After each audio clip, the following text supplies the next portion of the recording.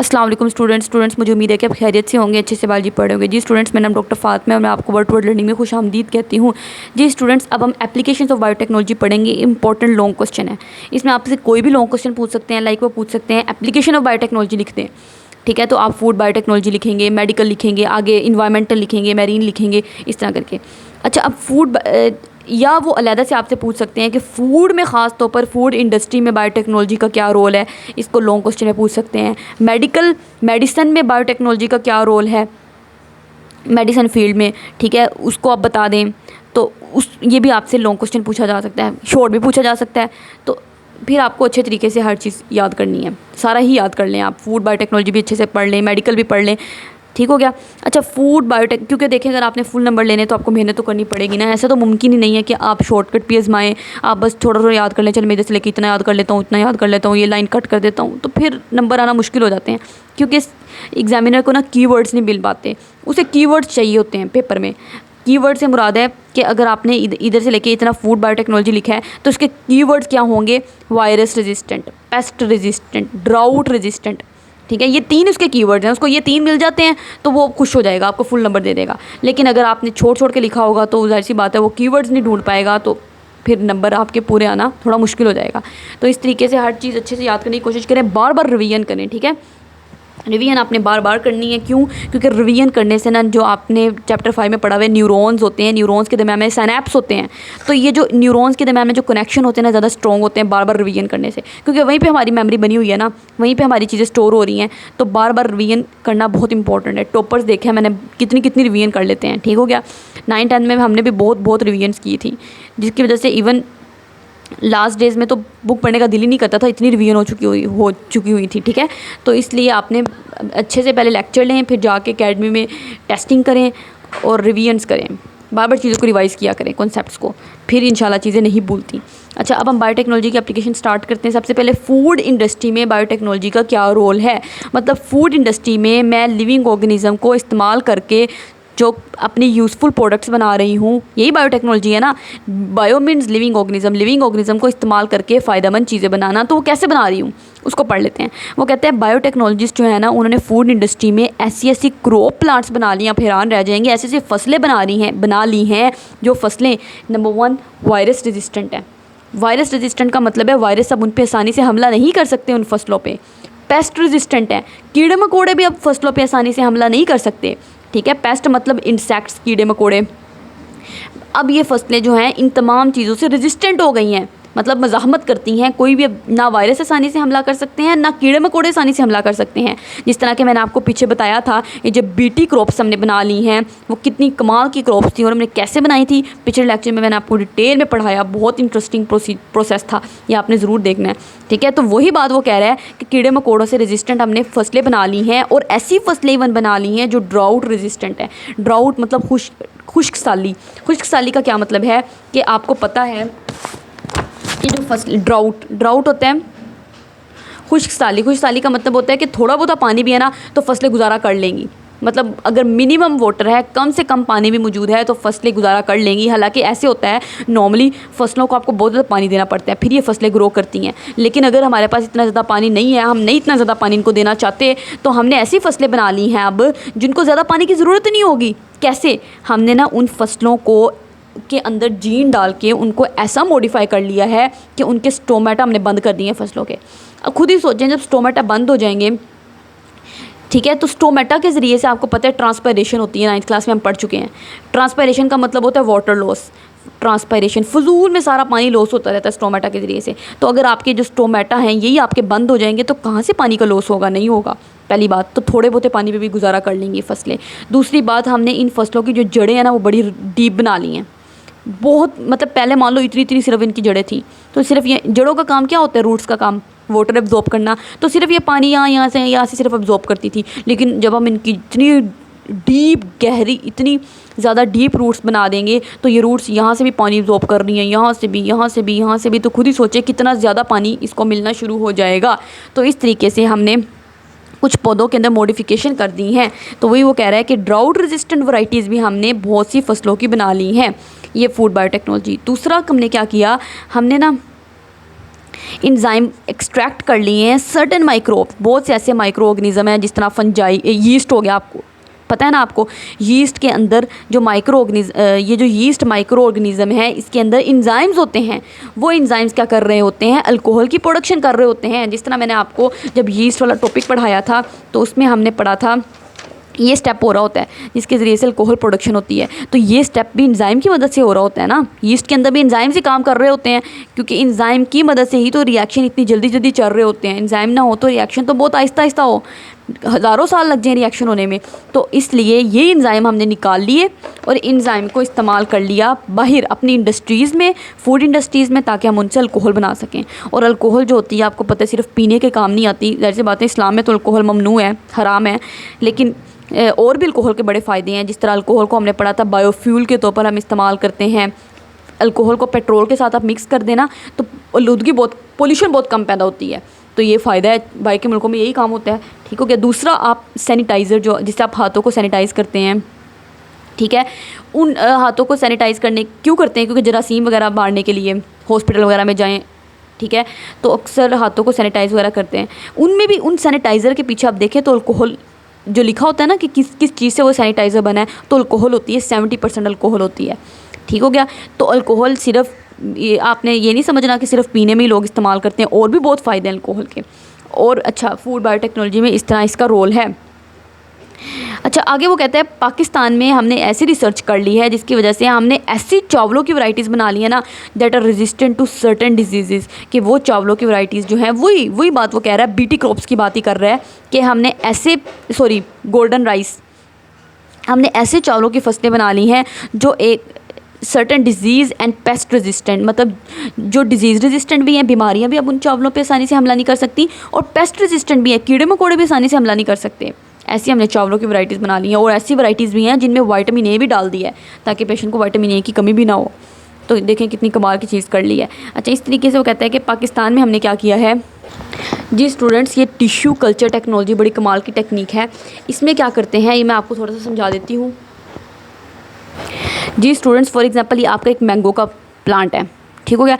मैंने क्या किया, अभी जो मैंगो का इतना बड़ा प्लांट था ना, इसकी जो स्टेम थी ना, ठीक है, थोड़ी सी स्टेम काट ली, बस थोड़ी सी स्टेम काटी।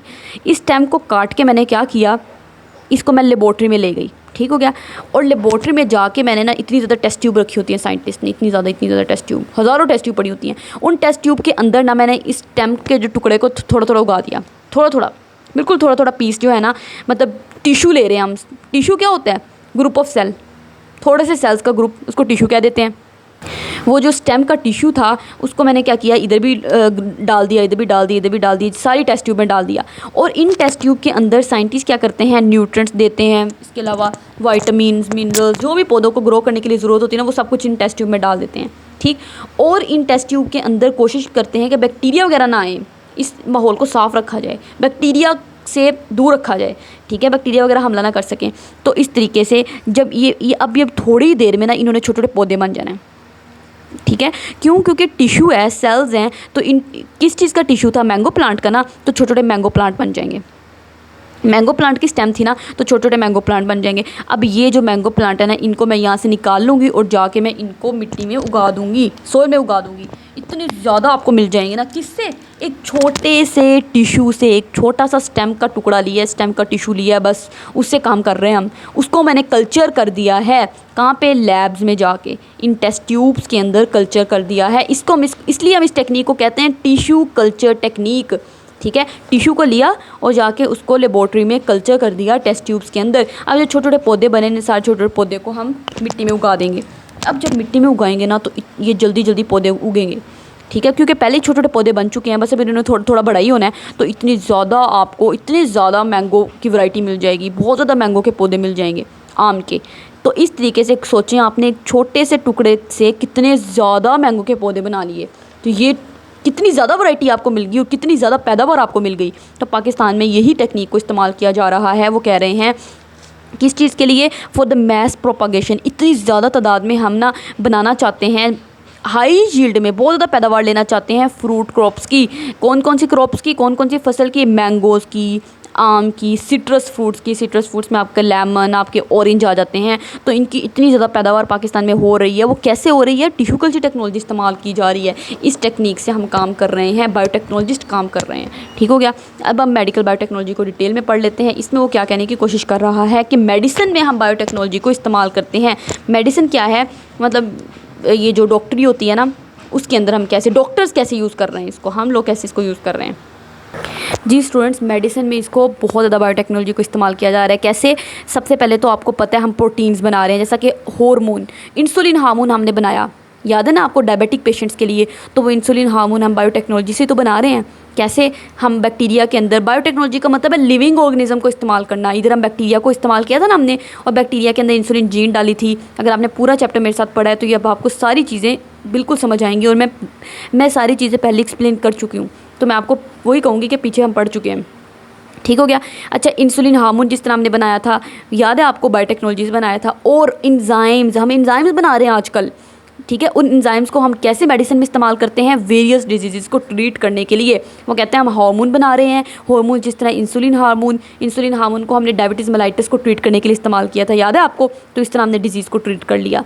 इस तरीके से वो कह रहे हैं हमने इंजाइम्स बना लिए हैं जो वेरियस डिजीज़, बहुत सी बीमारियों को ट्रीट करने के लिए इस्तेमाल करते हैं। मिसाल के तौर पर मैं आपको जो आपने पहले ही पढ़ा हुआ है उसी की एग्जाम्पल देती हूँ। जैसा कि याद है आपको, आपने मायोकार्डियल इन्फेक्शन पढ़ा था। जी स्टूडेंट्स, ये देखिए हमने हार्ट अटैक पढ़ा था, मायोकार्डियल इन्फेक्शन। उसमें मैंने आपको बताया था कि एमरजेंसी ट्रीटमेंट में पेशेंट को हम ऐसी मेडिसिन देते हैं जो पेशेंट के ब्लड क्लॉट को डिसॉल्व करें।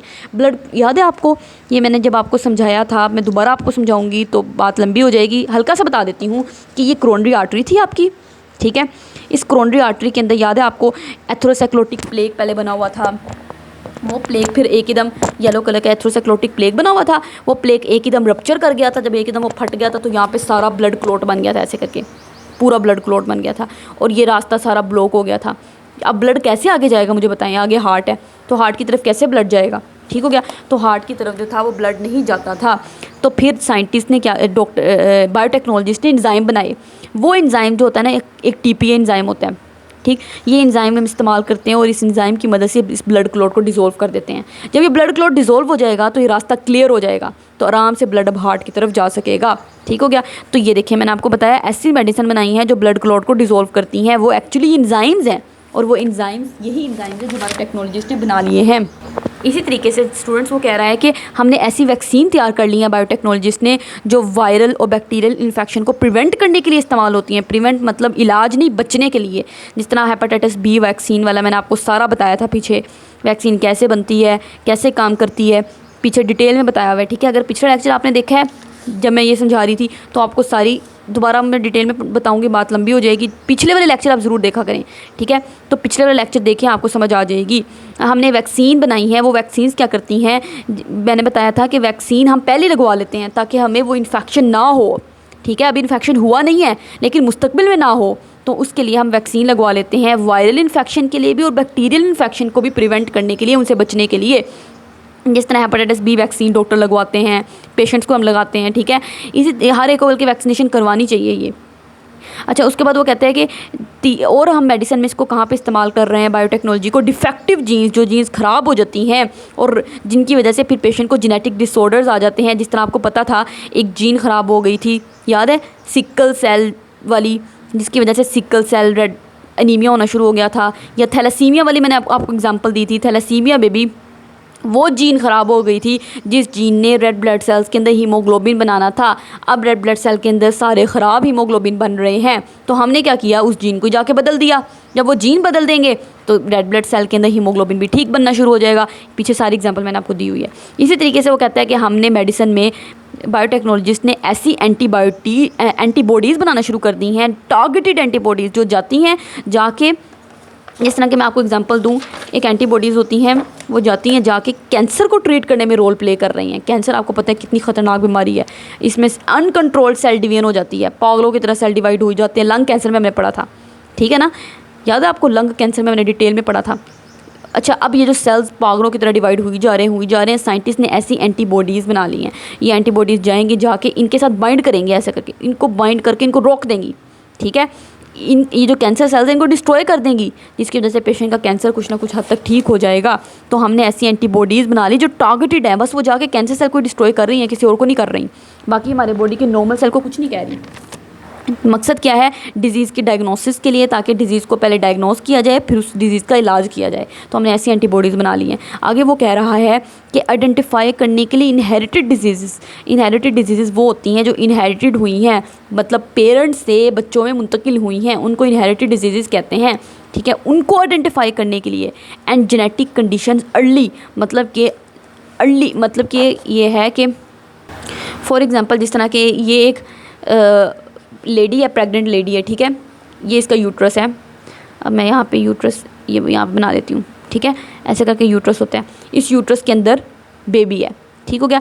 अब इवन अभी बच्चा पैदा भी नहीं हुआ, ठीक है, अभी बच्चा यहीं पे मौजूद है मदर के यूट्रस के अंदर। मैं इस मदर का ब्लड लेके या इस मदर का इवन ये जो बच्चा होता है ना, ये यहाँ पे एक फ्लूइड होता है, इस फ्लूइड को कहते हैं एमनियोटिक फ्लूइड, या आप हायर क्लासेस में पढ़ेंगे, बच्चे एक फ्लूइड में पड़ा होता है। ठीक है, ये जो एमनियोटिक फ्लूइड होता है, इस फ्लूइड के अंदर भी सेल्स फिर रहे होते हैं। मैं इस एमनियोटिक फ्लूइड को लेकर बता सकती हूँ कि इस बच्चे के अंदर क्या मसला होने वाला है, इतनी एडवांसमेंट आ गई है। ठीक है, एमनियोटिक फ्लूइड को लेके या मदर का ब्लड लेके, इस एमनियोटिक फ्लूइड के अंदर भी सारे सेल्स होते हैं। इन सेल्स को लेके, इन सेल्स के अंदर जो वो होगा, न्यूक्लियस होगा, उसके अंदर क्रोमोसोम होंगे, जीन्स होंगी। मैं उन जीन्स को स्टडी करके बता सकती हूँ कि इस बच्चे के अंदर कौन सी बीमारी आने वाली है, किसकी कौन सी जीन ख़राब होगी, इसके अंदर क्या बीमारी होगी। ठीक हो गया, पहले से ही ये आप पता लगा सकते हो। तो इसलिए वो कह रहे हैं कि बच्चों के अंदर इवन जो इनहेरिटेड डिजीज़ है ना, जो माँ से बच्चे में मुंतकिल होनी है, पेरेंट्स से बच्चों में मुंतकिल होनी है, उनको हम अर्ली ही आइडेंटिफाई कर लेते हैं। अभी बच्चा पैदा भी नहीं हुआ, उससे पहले हम उसको आइडेंटिफाई कर लेते हैं इस बच्चे को बीमारी हो सकती है। कैसे? उसकी जीन की सारे उसके क्रोमोसोम को निकाल के स्टडी कर लो, उसकी जीन्स देख लो, कौन सी जीन ख़राब है, कौन सी जीन ख़राब नहीं है। ठीक है, अच्छा, ह्यूमंस के अंदर वो कहता है कि 3500 से ज़्यादा ऐसी बीमारियां हैं, मोर देन 3500, जो जीन की ख़राबी की वजह से हो रही हैं। सिर्फ जीन की ख़राबी की वजह से इतनी ज़्यादा बीमारियां। ठीक है, कोई भी जीन ख़राब हो गई तो बीमारी हो सकती है। मान लो आपने अभी तक कितनी बीमारियाँ पढ़ी हैं, जिस तरह कि हमने पढ़ा थैलेसीमिया में भी एक जीन ख़राब हुई थी, जिसकी वजह से रेड ब्लड सेल्स के अंदर हीमोग्लोबिन ख़राब हो गया था। इसी तरीके से आपको पता है सारी बीमारियां, क्योंकि सारी चीज़ें आपकी जीन की वजह से ही होती हैं ना, तो अगर जीन ही ख़राब हो गई तो बीमारियां तो कैसे नहीं होंगी। तो बायोटेक्नोलॉजिस्ट जो होते हैं वो यही तो कोशिश कर रहे हैं कि जो ख़राब जीन्स है ना, इनको एक हेल्दी जीन से रिप्लेस कर दें और इन बीमारियों को ट्रीट कर लें बायोटेक्नोलॉजी की मदद से। अच्छा, ह्यूमन जीनोम प्रोजेक्ट वो कह रहा है कि ऐसा प्रोजेक्ट है, ये बड़ा कमाल का प्रोजेक्ट है। इसमें ना साइंटिस्ट ने, आपको पहले तो साइंटिस्ट को यही पता था ना कि सेल के अंदर न्यूक्लियस है, न्यूक्लियस के अंदर कितने 46 क्रोमोसोम पड़े हुए हैं और क्रोमोसोम के ऊपर जीन्स लगी हुई हैं। ये ऐसे करके क्रोमोसोम के ऊपर बेतहाशा जीन्स लगी हुई हैं। अब साइंटिस्ट ने ये भी सारा पता लगा लिया है कि कौन सी जीन कहाँ पे मौजूद है। मेरी हेयर कलर की जीन अच्छा क्रोमोसोम नंबर 1 के ऊपर है, सपोज कर लो, मैं वैसे एग्जांपल दे रही हूँ। मेरी आई कलर की जीन इस क्रोमोसोम के ऊपर यहाँ पड़ी हुई है। इवन जीन कहाँ पे मौजूद है, किस लोकेशन पे मौजूद है, कौन सी जीन है, सब कुछ साइंटिस्ट ने पता लगा लिया है। इतनी ज़्यादा एडवांसमेंट हो चुकी है। ठीक है, तो वो कह रहा है बायोलॉजिस्ट ने डिस्कवर कर लिया है location of all the genes in the human body के अंदर सारी जीन्स कहाँ कहाँ पे पड़ी हुई हैं। तभी तो जब इंसुलिन जीन निकालनी थी तो साइंटिस्ट को पता था इंसुलिन जीन यहाँ मौजूद है, चलो भी निकाल लो उसको भाई। इस क्रोमोसोम के ऊपर, क्रोमोसोम नंबर 23 के ऊपर यहाँ पे करके पड़ी हुई है। साइंटिस्ट को पता है सब कुछ कि कौन सी जीन कहाँ है। They also found the characteristics, उन्होंने ये भी पता लगा लिया साइंटिस्ट ने कि हर जीन की ने क्या क्या करैक्टरिस्टिक्स कंट्रोल करनी है। कि आई कलर की जीन, अच्छा ये जीन आई कलर की जीन है, ये आई कलर कंट्रोल करेगी। हेयर कलर की जीन, अच्छा इसकी वजह से हेयर कलर आ रहा है। हर कुछ साइंटिस्ट ने स्टडी कर ली, अब तो कोई चीज़ रह ही नहीं गई। ठीक हो गया, ये जो काम हुआ है सारा ह्यूमन जीनोम प्रोजेक्ट के तहत हुआ है। ठीक हो गया, ह्यूमन जीनोम मतलब ह्यूमन के जीन्स को सारा स्टडी कर लिया गया है। तो अगले लेक्चर में फिर हम इंशाल्लाह इन्वायरमेंटल बायोटेक्नोलॉजी और मेरीन बायोटेक्नोलॉजी सब कुछ पढ़ेंगे। तब तक के लिए अल्लाह हाफिज़।